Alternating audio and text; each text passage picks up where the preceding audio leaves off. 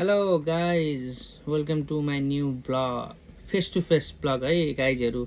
योभन्दा अगाडि चाहिँ मैले ब्लग बनाएर हालेको थिएँ, सर्ट ब्लगहरू चाहिँ, जहाँ चाहिँ म चाइनाको जुहाई ओपेरा हाउसहरू घुमेको चाहिँ त्यहाँको सर्ट क्लिपहरू चाहिँ मैले मेरो नयाँ युट्युब च्यानलमा हालिरहेको थिएँ।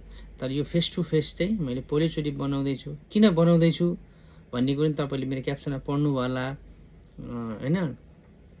किन बनाउँछु भने एउटा रिजन छ। जस्तो मैले यो 4-5 दिनमा नयाँ युट्युब च्यानल खोल्दाखेरि केही कुरा सिकेँ, केही कुरा पाएँ र केही कुरा घुमाएँ पनि। पाउने कुरो त राम्रै हो, तर घुमाउने कुरोमा चाहिँ घाटा भयो नि त मलाई।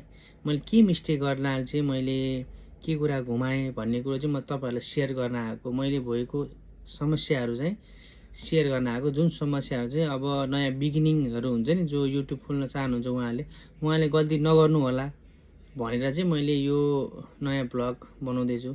होला मभन्दा अरूहरूले पनि बनाउनु भएको छ होला, तर मैले चाहिँ खासै देखिनँ। 1-2जनाको चाहिँ देखेँ, तर पनि अब मैले बनाउँदा नि के हुन्छ, सजिलो हुन्छ भनेर चाहिँ जो मेरो सब्सक्राइब वरिपरि दायाँमा हुनुहुन्छ उहाँहरूको लागि सजिलो होस् भनेर चाहिँ मैले यो ब्लग बनाउन लागेको। र तपाईँ सबैहरूलाई एकदम thank you so much for subscribe and like and support गरिदिनु भएको म, किनभने तपाईँहरूको लाइक सब्सक्राइब र सपोर्ट बिना केही गर्न सकिँदैन। र आशा गर्छु योभन्दा पछि पनि यसरी नै माया सल्लाह गरिरहनुहुन्छ होला भन्ने आशा गर्न चाहन्छु।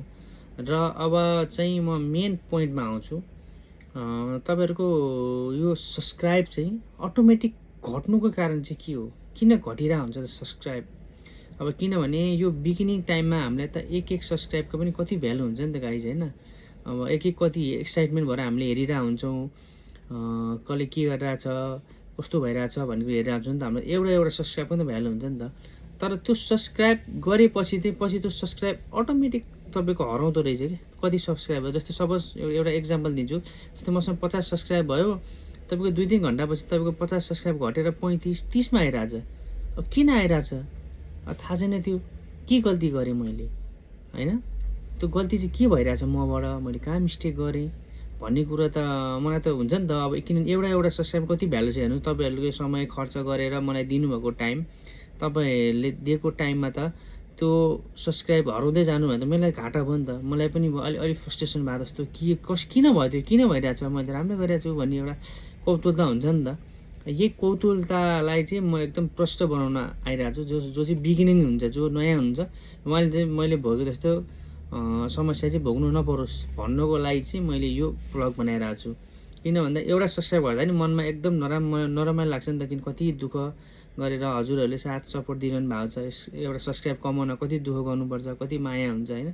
81 त्यत्रो सब्सक्राइब गर्दा त एउटा छुट्टै फिल हुन्छ नि त, होइन क्या? त्यही भएर चाहिँ यो गल्ती नगर्नु होला भनेर चाहिँ मैले यो ब्लग बनाउँदैछु।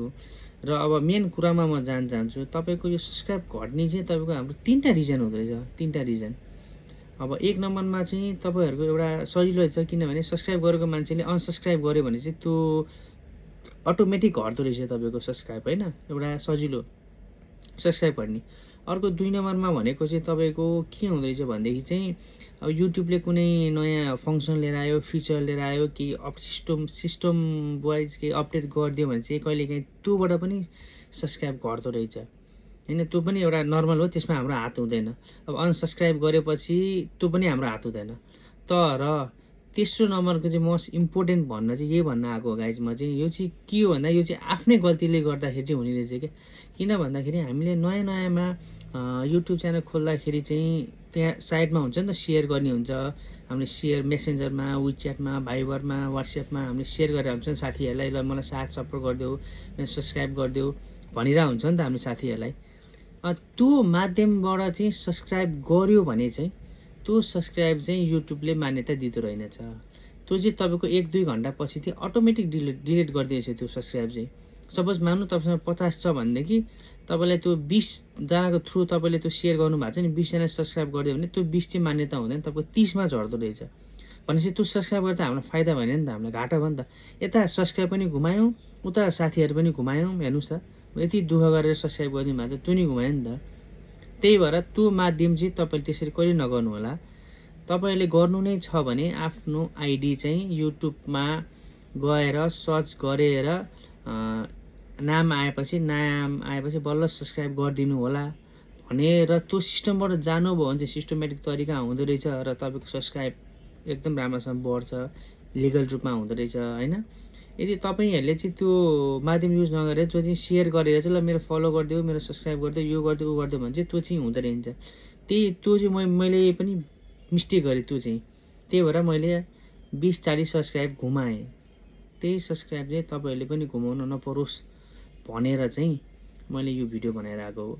अब बुझ्नु होला नि गाइज होइन। अब यदि तपाईँहरूले सब्सक्राइब गर्नुहुन्छ भने युट्युबमा गएर आफ्नो नाम हालेर गरिदिनु होला, नत्र भने चाहिँ त्यसो नगर्नु होला तपाईँहरूलाई। किनभनेदेखि चाहिँ सिधै गएर युट्युबमा जाने, नाम हाल्ने, सब्सक्राइब गर्ने, त्यो सेयर गरेर नगर्नु होला। त्यो चाहिँ एकदम इलिगल हुँदो रहेछ। इलिगल भन्दा पनि त मान्यता हुँदैन, त्यो डिलिट गरिदिँदो रहेछ नि त अटोमेटिक। त्यो त हामीलाई घाटा भयो नि त होइन गाइस, त्यो राम्रो भएन। त्यही भएर चाहिँ यो चाहिँ मिस्टेक अब चाहिँ नगर्नु होला। कोही नयाँ साथीहरूले, बिगिनिङहरूले चाहिँ जसले चाहिँ नयाँ युट्युब खोल्न चाहनुहुन्छ यसरी नगर्नु होला। साथीहरूलाई भन्नु तर युट्युबमै गएर सर्च गरेर सब्सक्राइब गरिदिनु होला भनेर रिक्वेस्ट गर्नु होला। त्यो गरे चाहिँ ठिक हुने रहेछ। लस गाइजहरू, अब यही हो मैले गरेको मिस्टेक। मैले घाटा जस्तै भन्नु पऱ्यो नि। अब आफ्नो सब्सक्राइब घुमाउनु पऱ्यो, त्यो त दुःख लाग्छ नि हामीहरूलाई होइन। अब यत्रो दुःख गरेर एक सब्सक्राइब पनि भ्यालु हुन्छ, त्यसरी घुमाएँ। त्यही भएर तपाईँहरूले चाहिँ यो गल्ती नगर्नु होला भनेर चाहिँ मैले यो सानो छोटो ब्लग लिएर आएँ। र कस्तो लाग्छ के लाग्छ तपाईँहरूले लाइक, कमेन्ट र सब्सक्राइब गरेर सहयोग गरिदिनु होला। धन्यवाद।